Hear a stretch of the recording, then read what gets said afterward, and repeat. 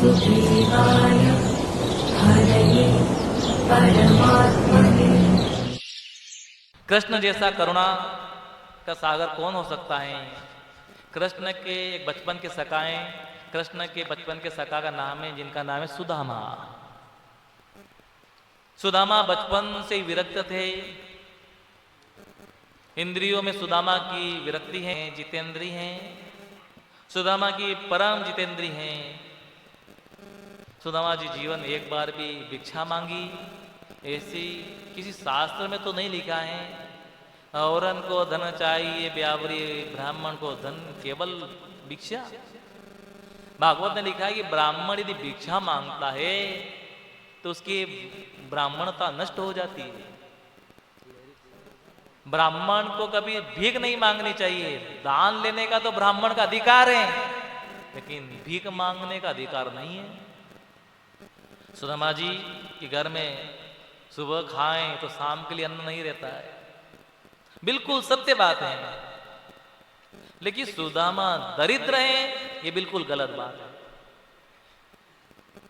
गरीब होना अलग बात है और दरिद्र होना अलग बात है। सुदामा गरीब है लेकिन दरिद्र है नहीं। एक अरबपति व्यक्ति को मैं दरिद्र कह सकता हूं, पर एक गरीब को मैं दरिद्र नहीं कह सकता हूं। दरिद्र किसे कहते हैं? दरिद्र वो है जो असंतोषी हैं, जिसके मन में संतोष ही नहीं, वही तो दरिद्र है। दरिद्र वही जो असंतोषी हैं। भयंकर गरीबी सुदामा के जीवन में, लेकिन मांगते कभी किसी से नहीं। सत्संग में जो आ जाए, कथा कीर्तन में जो आ जाए, उसी से घर का पालन करते हैं। कभी कभी तो आता ही नहीं तो फल खाकर दिन निकाल लेते हैं, वो भी नहीं मिलता तो खेत कटने के बाद अन्न के जो दाने खेत में पड़े रह जाते हैं। सुदामा उनको बीन कर लाते हैं, धोकर सुखाते हैं, पीसकर चाट टिक्कड़ बनाते हैं। पत्नी खाती है, स्वयं खाते हैं।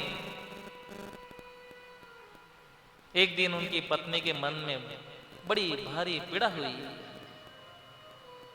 विचारी क्या करे, बड़ा भारी उनके मन में क्लेश हुआ। एक दिन हाथ जोड़कर सुदामा जी से बोली, सुनिए, आपको मालूम है कि द्वारिका के नाथ जो श्री कृष्ण है वो आपके बचपन के मित्र हैं। सुदामा जी बोले, नेत्र सजल हो गए, आंसू आ गए आंखों में। अपनी पत्नी से बोले, देवी तुमने कितनी पुरानी बात याद दिला दी। कृष्ण केवल मेरा मित्र नहीं, मेरा सखा है। दोनों एक संग रहते, एक संग पढ़ते, एक संग खेलते। आजकल वो द्वारिका का राजा है और मैं अपनी कुटिया का राजा हूं। सुदामा जी की पत्नी ने कहा, सुनिए, क्या आपके मन में कभी द्वारिकानाथ से मिलने की इच्छा नहीं होती? सुदामा जी बोले, देवी ऐसा कौन है संसार में, ऐसा कौन मनुष्य है जो कृष्ण जैसे मित्र को पाकर बार बार मिलना नहीं चाहता है। लेकिन मैं कैसे जाऊं बताओ? घर के अंदर खाने को कुछ है नहीं, मांगता किसी से हूं नहीं। इसलिए मुझे जब भी कृष्ण से मिलना होता है ना, आंख बंद करके मिलकर वापस आ जाता हूं। पत्नी सोचा, तब तो हो गया मेरा कल्याण। अब जब तक ये शरीर से नहीं जाए तो कृष्ण देखे कैसे कि गरीबी कितनी है। मेरे पति को कृष्ण देखेंगे तो पता चलेगा कि कितनी गरीबी में है, और पता चल गया तो सब कुछ दे देंगे। पत्नी ने कहा सुनिए, मैं आपकी अर्धांगिनी हूं। पति कितनी भी भक्ति करे उससे पत्नी पर कोई असर नहीं होता, लेकिन यदि शरीर से यदि कोई सत्कर्म यदि पति करता है तो आधा फल पत्नी को मिलता है। एक बार शरीर से कृष्ण से मिलने जाइए।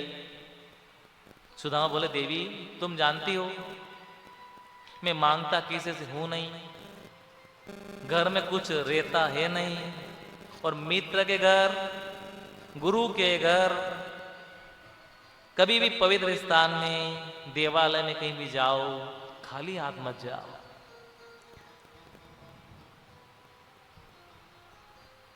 इसलिए मैं नहीं जा सकता, कैसे जाऊं?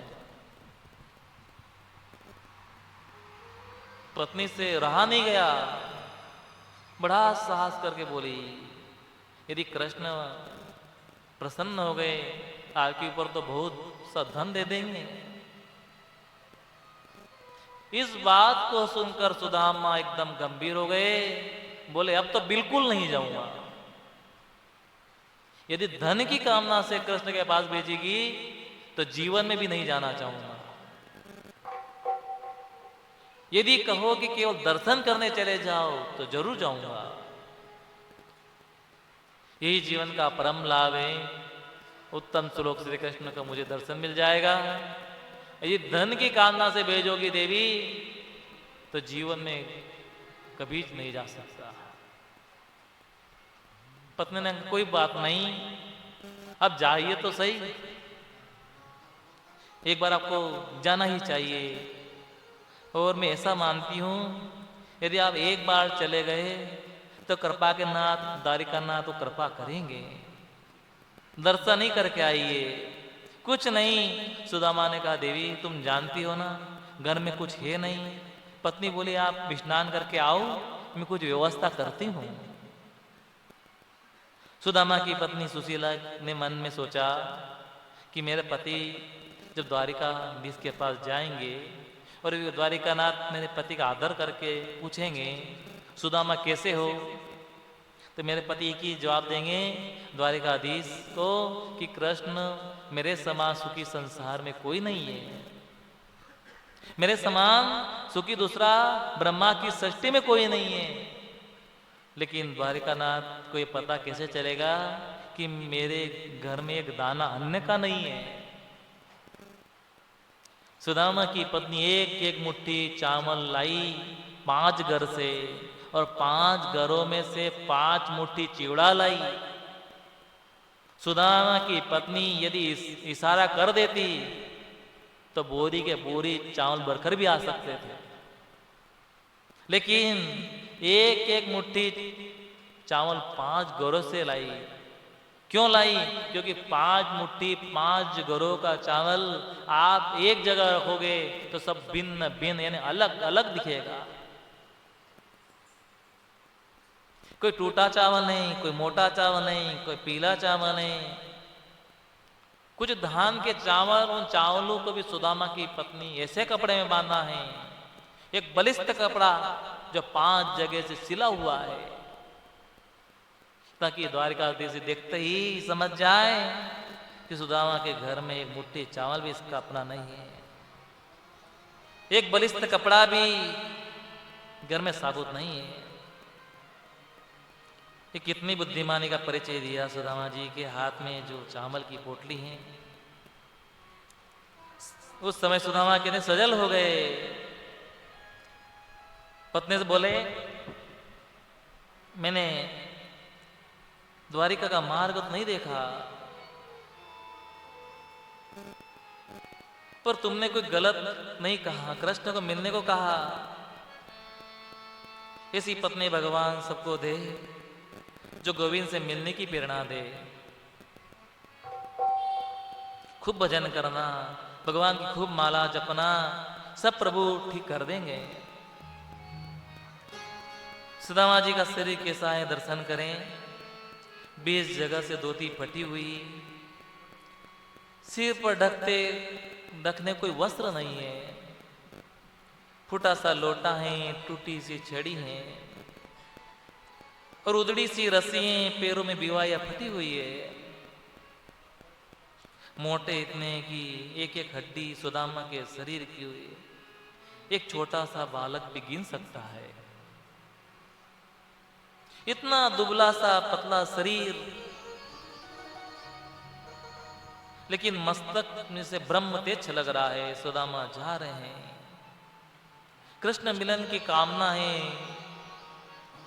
गोविंद के दर्शन की दिव्य अभिलाषा है। इस अभिलाषा का परिणाम हुआ कि भूख प्यास सुदामा सब भूल गए। भूख प्यास लगना शरीर का धर्म है, लेकिन सुदामा निकट भविष्य में कृष्ण दर्शन रूपी जो परम आनंद मिलने वाला है, इस आगामी आनंद की खुशी में सुदामा सब भूल गए।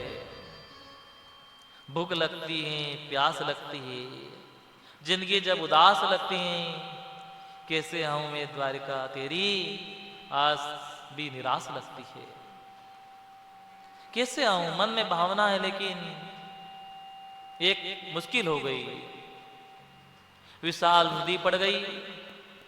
3 महीने सुदामा जी पैदल चल रहे हैं, पैरों में बिवाइयां फट गई हैं, शरीर सूख गया है, पर नदी को पार कैसे करें, आखिर पार कैसे जावें। बड़ी भारी चिंताएं सुदामा जी के मन में। किनारे बैठ गए हैं, अब नदी पार नहीं हो रही है, और बैठे बैठे जाप करने लग गए अपना, ओम नमो भगवते वासुदेवाय, ओम नमो भगवते वासुदेवाय, ओम नमो भगवते वासुदेवाय। एक केवट आ गया है। अरे भाई, कोई जानने वाला है क्या? सुदामा बोले, हाँ भैया, हमको जाएंगे, तुम पाल लगा दोगे क्या? बोले आइए। जैसे सुदामा नौका में बैठने लगे, केवट ने पूछा, कुछ है कि नहीं, ऐसे ही बैठ रहे हो महाराज? बोले भैया, पैसा हमारे पास है नहीं, ऐसे तुम पाल लगाओगे नहीं, सो पधारो, हमें तो नहीं जाना, मना कर दिया। अच्छा आइए, आप जैसो को तुम्हें बिना पैसों में पाल लगा देता हूं। केवट की नौका में बैठ गए। मैं आपको स्पष्ट कर दूं, ये केवट कोई और नहीं है, कृष्ण है। पाल लगा रहे हैं, भोला सा ब्राह्मण, पतली सी छड़ी लिए शांत बैठा है। केवट बार बार सुदामा को देख रहा है, हंस रहा है। सुदामा ने बोलेपन से पूछ लिया, क्यों भैया? केवट जी, हमें बार बार क्यों देख रहे हो? केवट ने कहा, पंडित जी बुरा नहीं मानना, अब कहां जा रहे हैं? सुदामा जी बोले, वे द्वारिकानाथ है ना, श्री कृष्णचंद्र जी महाराज, वे हमारे है ना बचपन के सखा हैं, जिनके दर्शन करने जा रहे हैं, हमारे मित्र हैं। केवट बोला, आपके मित्र द्वारिकानाथ? रहने दो महाराज, आपके मित्र द्वारिकाधीश। सुदामा जी बोले, तू क्या जाने, तेने जीवन में जीवन भर नौका ही चलाई। भैया, मेरो कन्हैया वस्त्र नहीं देखे, मेरो गोपाल आभूषण नहीं देखे, केवल यही देखे हमारो मन कैसो है। इस बात को सुनते ही केवट के ने सजल हो गए। दुनिया बदल गई, मेरा सुदामा नहीं बदला। बिल्कुल वही परिस्थिति केवट ने पार कर दिया। सुमादि ने सुदामा जी इसने से पूछा, भैया केवट जी, यहाँ से द्वारिका जी कितनी दूर है?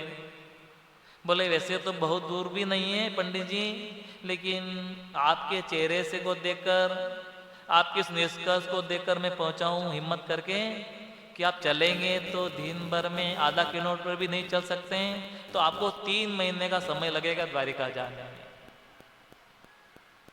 सुदामा जी कई वारे द्वारिकाधीश, चलते चलते पांव टूट गए, अब इतनी दूर। अरे गोविंद, मुझे तुमसे बेटा बेटी नाती पोता धन संपत्ति नहीं चाहिए, केवल तुम्हारे दर्शन की कामनाएं सो आ रही हूं। अब अभी 3 महीना की पूरी दूरी है, तुम्हारी 1000 बार गरज पड़े तो हमें बुलाओ, नहीं तो हम तो यहीं सो रहे हैं। नदी किनारे सुदामा मिट्टी की डली के तकिया बनाकर सो गए। आधी धोती ओढ़ ली है, आधी पहने हैं। लेकिन सोचा था कि नदी किनारे जैसे ही उस ब्राह्मण की नींद खुली तो द्वारिका का दर्शन हो रहा है। बड़े बड़े प्रसाद, बड़े बड़े दिव्य महल, स्वर्ण पंडित दरवाजे, जय श्री कृष्ण, जय श्री कृष्ण, जय श्री कृष्ण की ध्वनि सबके मुंह से लग रही है। सुदामा ने देखा ये तो बड़ी सुंदर नगरी है, कोई स्वप्न तो नहीं देख रहा। बड़े बड़े प्रसाद दिख रहे हैं। सुदामा जी ढूंढते ढूंढते द्वारिका द्वार पर आ रहे हैं। कृष्ण के द्वारपालों को बड़प्पन देखिए, कितने विनम्र हैं। वास्तव में जो बड़े होते हैं विनम्र होते हैं, और जो गलती से बड़े हो जाते हैं उनमें बड़प्पन आने में 2-4 पीढ़ी का समय लग सकता है। कृष्ण के द्वारपाल जय विजय खड़े हैं। सुदामा से बोले, भैया जय श्री कृष्ण। द्वारपाल बोले जय श्री कृष्ण। सुदामा जी पूछा ये कौन सी नगरी है? जी हमारे कृष्णचंद्र महाराज की द्वारिकापुरी। ओ तब तो वही द्वारिका है मैंने कृष्ण की। भगवान के दरबारों ने उस ब्राह्मण को उपवास नहीं किया। सज्जनों, जिस ब्राह्मण के चरणों में जूते नहीं, उसने जब ये कहा कि मेरे मित्र कृष्ण, तो जय विजय दोनों सुदामा के चरणों में गिर पड़े, उनके नेत्र भराए। महाराज हमारे प्रभु के मित्र आप, मेरे प्रभु तो करुणा के सागर है।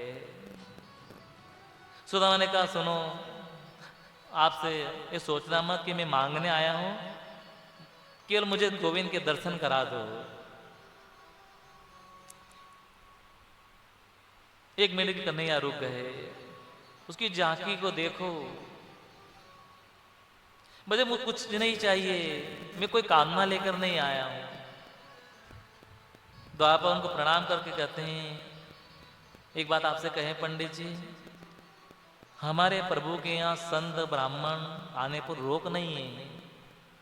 ब्राह्मण और संत बिना अनुमति के भीतर प्रवेश पा सकते हैं, और हम आपको भीतर लेकर जाएंगे। इस बात की हमें कोई दंड भी नहीं मिलेगा। लेकिन एक बात है, अभी अभी महल से सूचना मिली थी, उसके आधार पर हम आपको इतना कहते हैं, हमारे प्रभु श्री कृष्ण दोपहर का भोग पाकर संभवतः अपने शयन कक्ष में प्रस्थान करने वाले हैं।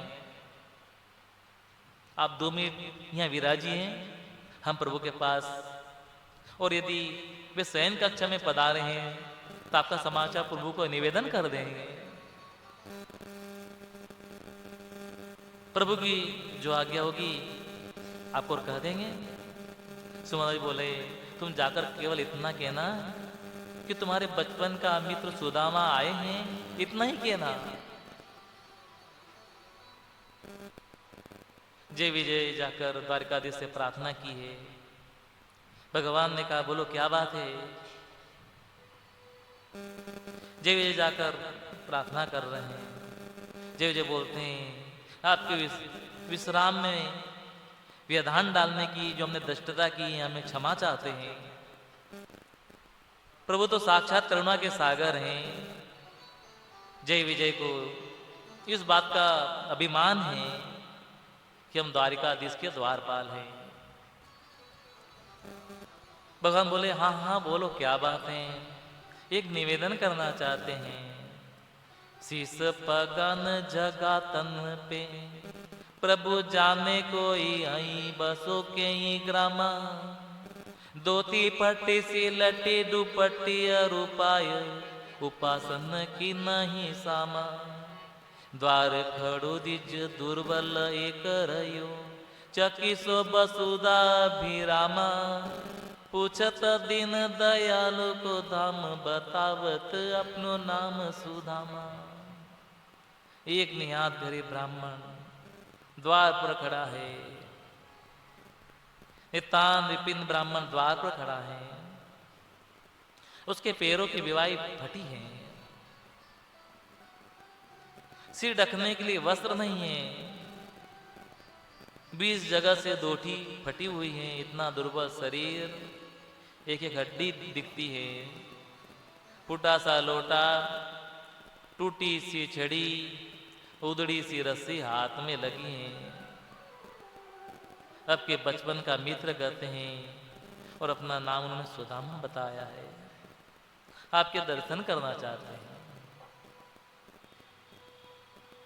जैसे द्वारिकाधीश सुना मेरा सुदामा आया है, अरे तुम अंदर क्यों नहीं लाए? अपने सिंहासन के नीचे उतर पड़े हैं और दौड़ लगाते जा रहे हैं। द्वारिकाधीश दुपट्टा कहीं गिर पड़ा है, कुंडल कहीं गिर गए हैं, चरण पादुका पांव में नहीं है, नंगे पैर दौड़ते जा रहे हैं। लेकिन प्रधान द्वार पर आने के लिए 7 डोगड़ी को पार करना होता है। तपती हुई बालू की में प्रभु एक एक डोगड़ी को पार करके द्वारिका में हड़कंप मच गया है। महामंत्री उद्धव ने पूछा क्या हुआ? द्वारपाल बोले हमसे बहुत बड़ी गलती हो गई महामंत्री जी, कोई ब्राह्मण द्वार पर आया है और हमने बिना विचारे प्रभु को सूचना दे दी। भगवान ने जैसा उसका नाम सुना नंगे पांव तोड़ पड़े हैं। प्रभु के बड़े पुत्र प्रद्युम्न ने पूछा क्या हुआ? बोले पता नहीं, कोई ब्राह्मण मिलने आ गया। हमने जाकर प्रभु को कहा, प्रभु दौड़ लगा दी। अब तो प्रभु के पीछे उद्धव जी प्रद्युम्न जी सब दौड़ रहे। सबको चिंता हो गई आखिर बात क्या है। द्वारिकाधीश से मिलने यदि ब्रह्मा भी आवे तो उनको भी 2 दिन की प्रतीक्षा करना पड़ती है। दौड़े दौड़े में द्वारिकाधीश प्रधान द्वार पर आए और जहां बैठे सुदामा को उठाकर रंग में ऐसा भर लिया जाने की जितने दिनों से मिलने की तरस रहे थे। देखी सुदामा की दीन दशा, करुणा करके करुणा निधि रोए।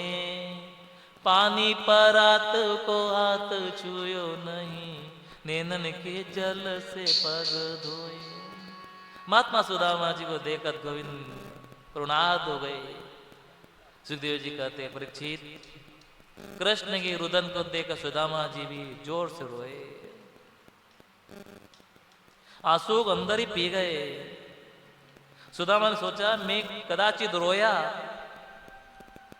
कोई तो ये समझेंगे कुछ मांगने आया है, गरीब ब्राह्मण हैं। सुदामा लेकर धीरे धीरे प्रभु आए हैं। प्रभु करुणा को देखो उद्धव जी गदगद हो रहे हैं। भगवान के प्रेम को देखकर उनके पोत्रादि सब गदगद हो गए। धीरे धीरे सुदामा गंग में भरकर द्वारिकाधीश आए हैं और अपने अंतपुर के दिव्य स्वर्ण सिंहासन पर उन्हें बिठाया है। उनके चरणों में स्वयं प्रभु बैठे हैं। स्वर्ण की झारी भरकर रुक्मणी जी जल भर लाई है। प्रभु जैसे सुदामा के चरणों को धोने लगे, लाला तू क्या करे? कन्हैया मेरे पावन को काय को तू धोवे? मुझे बड़ो संकोच लगो लगे। आज मैं कुछ भी नहीं। भगवान कुछ कहना चाहते हैं, आप ब्राह्मणों के आशीर्वाद से ही हूं। ये मेरे पास जो धन है आपकी कृपा से सर्वस्व मुझे प्राप्त हुआ है। स्वर्ण मणि सिंहासन सुदामा विराजमान करके उनके चरण धोकर बोल रहे हैं, आपके चरणामत से आज मेरी द्वारिका पावन हो जाएगी। चरणों को धोकर पूरे महल में प्रभु ने छीटा है। रुक्मिणी जी पीछे खड़ी होकर सुदामा जी को पंखा कर रही है।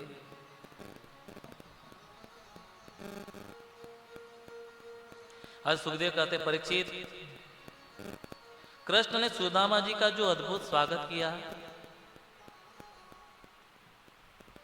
ये स्वागत किसी दरिद्र का नहीं, किसी भीख मंगे का नहीं है। स्वागत है सुदामा के जीवन के त्याग का। यदि त्याग न होता तो इतना स्वागत गोविंद कैसे करते। रुक्मिणी जी पंखा जलने लगी, मन में विचार करने लगी, इस अवधूत निधन ब्राह्मण ने ऐसी कौन सी तपस्या की, पूर्व जन्म में कोई सत्कर्म करके आया होगा। त्रिलोकी के गुरु मेरे पति लक्ष्मीपति साक्षात कृष्ण, जिनका इतना स्वागत करते हैं, वास्तव में इसने कुछ बहुत बड़ा सत्कर्म किया है। धूप से, दीप से, नेव से सुदामा का स्वागत किया।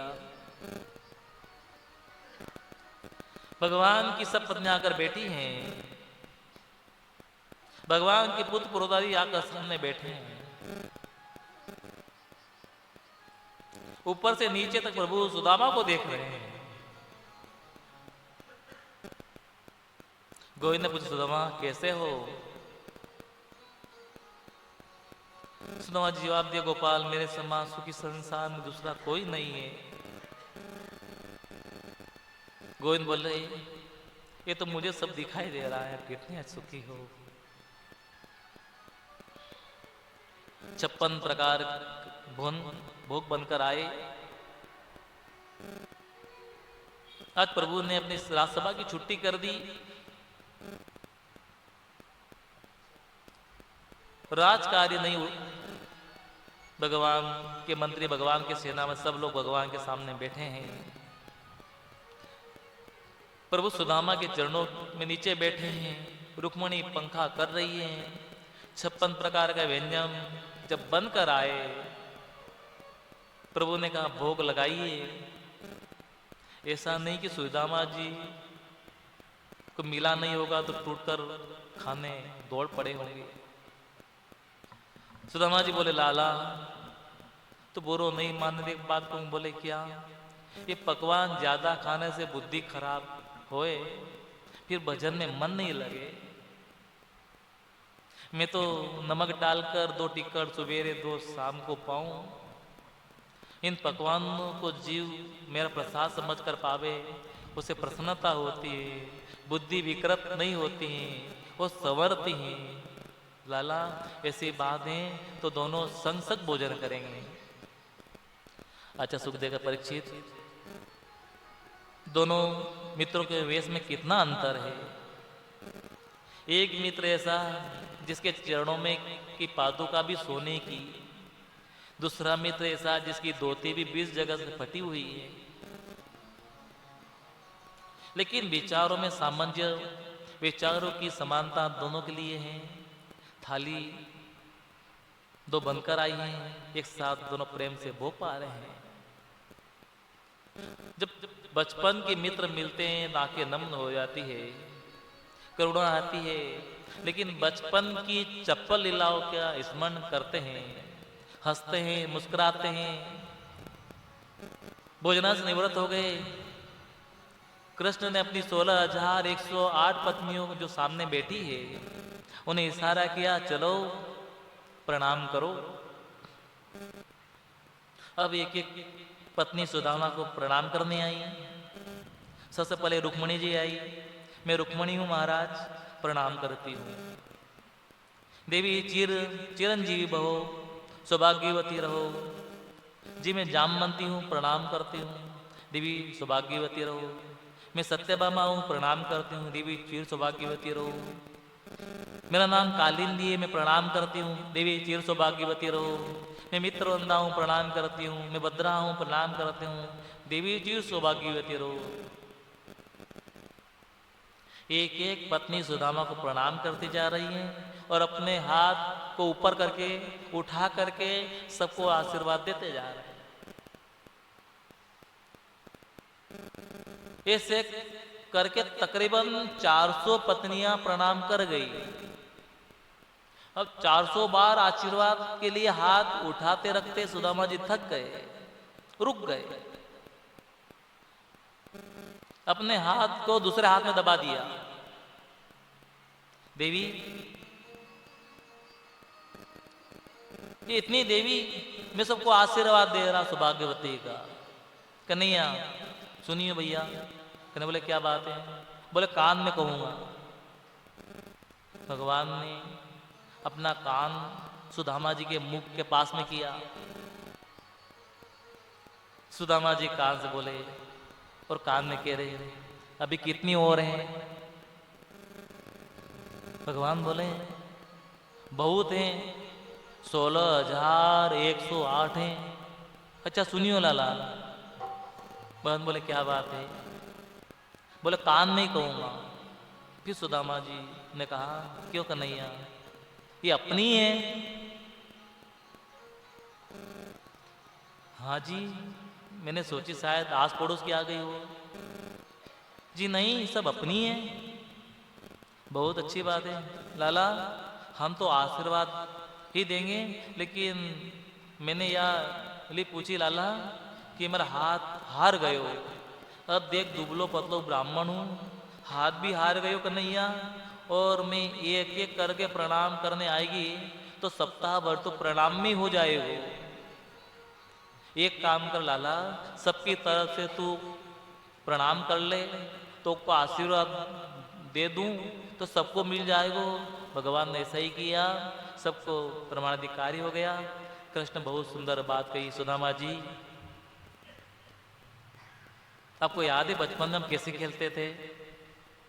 एक बार हम लकड़ी लेने गए थे, कैसी बारिश हो रही थी, गुरुजी ढूंढते ढूंढते पहुंच गए थे। गुरु माता ने कहा था कि मेरे कृष्ण सुदामा नहीं आएंगे, हम भोजन नहीं करेंगे। हम लोगों में कितना प्रेम था। आपको एक बात याद होगी ना, हम सभी छात्र आपको चिढ़ाते थे, हम लोग भी कहते सुदामा जी विवाह करोगे? आप कहते थे हम कोई विवाह नहीं करेंगे भैया, हम तो महात्मा बनेंगे। तो बचपन की बात है। आप अपने गांव चले गए और मैं मथुरा में अपने गांव आ गया। एक बात बताओ, फिर आपको आप जैसी परम सुंदरी पत्नी मिली कि नहीं? आपने विवाह किया कि नहीं? सुदामा जी बोले देख ले कैसे बात पूछे, और भीड़ में पूछे, ये सब बात पूछनी चाहिए। भगवान बोले ये सब घर के ही तो लोग हैं, बाहर का तो कोई है नहीं। सुदामा जी बोले लाला विवाह की बिल्कुल इच्छा नहीं, पर माता पिता ने बहुत आग्रह कियो, मोको विवाह करना पड़ियो। तेरी भाभी का नाम है सुशीला। कृष्ण बोले बड़े कठोर हैं आप, बड़े निष्ठुर हैं आप। विवाह तो कर लिया लेकिन मुझको निमंत्रण भी नहीं दिया। सुदामा जी बोले ज्यादा बात मत बनावे, मैंने तो एक विवाह कियो तो न्योतो देनो भूल गयो, और तेने इतने विवाह कर लियो, मोय को निमंत्रण तो कभी नहीं दियो। मेरी बात सुनेंगे तो आपको हंसी आएगी। शाम के 5 बजे तक तो विवाह को विचार नहीं, और 7 बजे घर में बहू आ गई। सुदामा जी बोले तो सब ऐसे ही आ गई? बोले हाँ नहीं, बाद में विवाह तो ढंग से हुआ, लेकिन हुआ ऐसे ही। मैंने विवाह की बात क्यों पूछी सुदामा भैया जानते हो? मैं क्या मालूम, तेने पूछी मैंने बता दी। कन्हैया बोले घर में यदि आप अकेले होते तो पूछना व्यर्थ था, लेकिन जब आपका विवाह हो गया, मेरी भाभी जी घर पर हैं, तो भाभी ने मेरे लिए क्या भेजा? संकोच के मारे सुदामा का सिर झुक गया। कैसे बताऊं, कृष्ण तो मेरा परम कृपालु है, पर इसकी जो जितनी पत्नियां हैं ये सब बड़े बड़े राजघराने की बेटी है।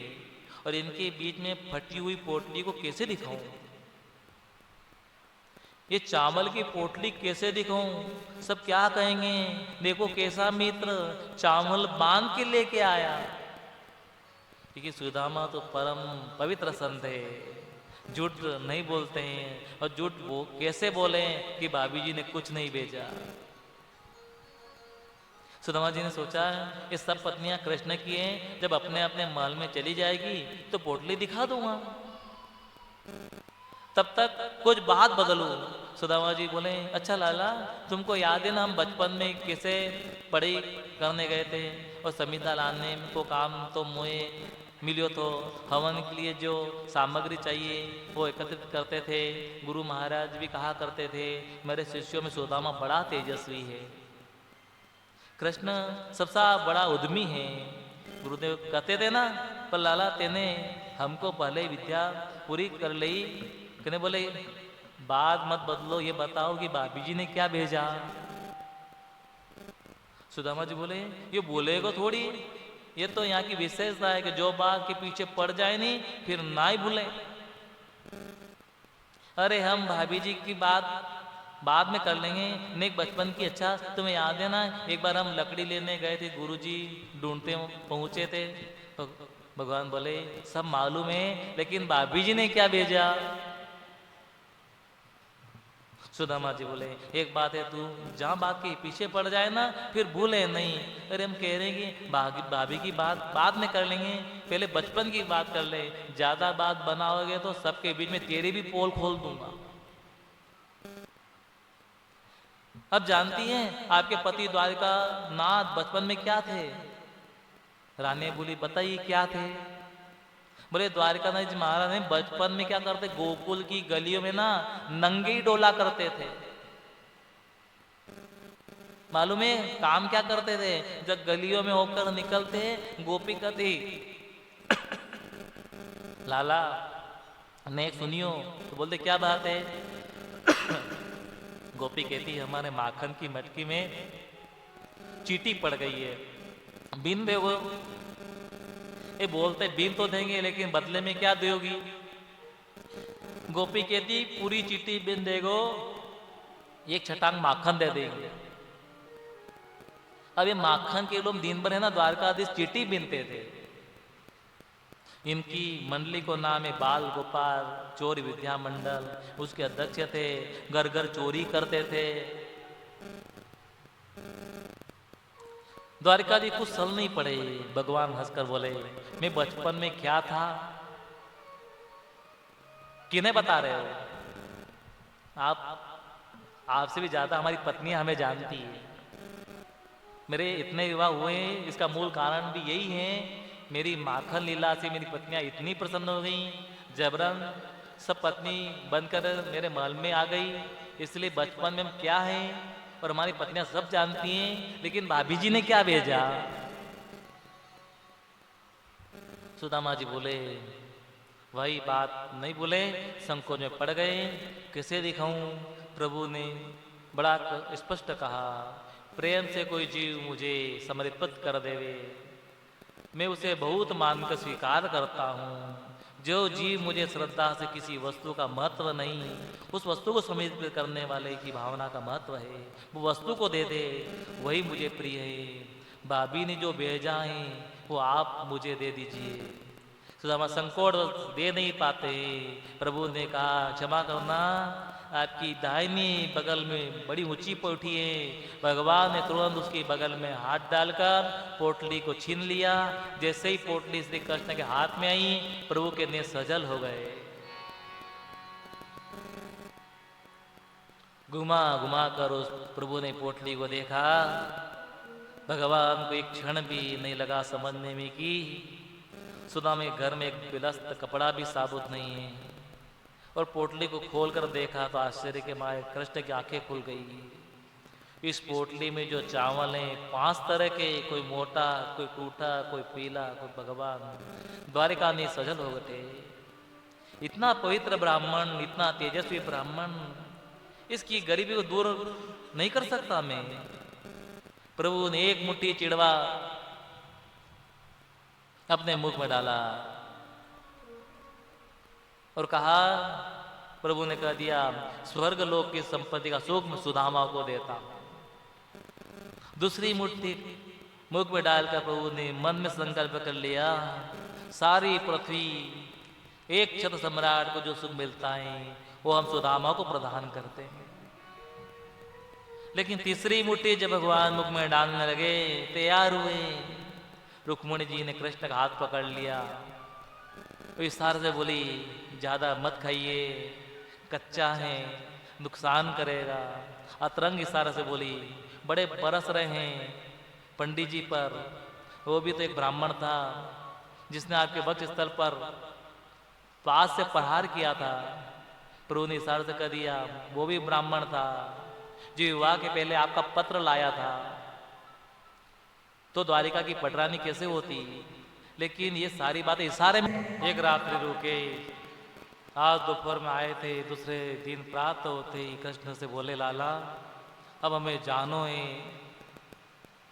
तेरी द्वारिका देख ली, तेरो दर्शन खूब हो गयो, अब जाए की बड़ी इच्छा है। कृष्ण बोले, जाइए। कृष्ण ने रोका भी नहीं, सुदामा की धोती तक नहीं बदली, जैसा आया था वैसे ही चल दिया। सुदामा आया था, अपने आंसुओं को भी पी लिया। सुदामा जा रहा है, बार बार कृष्ण की याद करता है, मेरा कृष्ण कितना बड़ा कृपालु है, कितना कृपा का सागर है। कहा दरिद्र पापी और कहा लक्ष्मीपति में मित्र कृष्ण, बारे कन्हैया कृपाल तू देखो कैसा करुणा।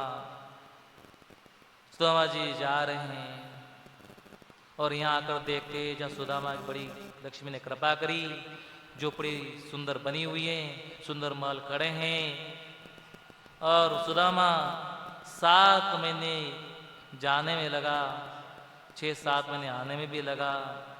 सुदामा जी आते ही कुटिया वाली जगह पर आए, और जहाँ सुदामा जी झोपड़ी खड़े, सुंदर महल देखे, और बोले मेरी झोपड़ी कहाँ गई, मेरी कुटिया कहाँ गई, मेरी समझ में नहीं आ रहा है। प्रभु तो बड़े करुणा के सागर है, जो वैभव दिया वो के द्वारा प्रजा का कल्याण भी किया, जनता के हित में समाज के लोगों की प्रवृत्ति बढ़े, इसलिए आदि कार्य वे कीजिए, कल्याण होगा।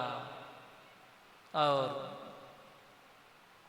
जब सुदामा आए, वो बोले मेरे को इस महल में नहीं रहना,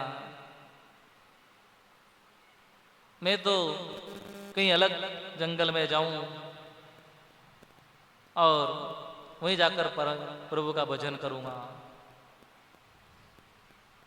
सुशिला भी निकल के बोलती, आप अगर इसमें नहीं रहते मेरे को भी रहने की क्या जरूरत है। ये सब है द्वारिकाधीश की कृपा। सुधा बोलते, तुम पर तो बड़ी कृपा, और हम तो देख गए वैसे ही आ गए, धोती तक नहीं बदली। सुशीला बोलती, आपको चाहिए दर्शन, मुझे चाहिए था वैभव, मुझे वैभव मिला। सुदामा ने कहा, तुम परेशान करती थी, द्वारिका जाओ, या कम ही डर लगी थी। पत्नी बोलती है, आप नहीं रुकोगे महल में, दोनों मिलकर चलते हैं। जैसे चलने लगे, आवाज आई, सुदामा जी। पीछे मुड़कर देखा, टेढ़ी टांग वाला बैठा है, कन्हैया भीतर से।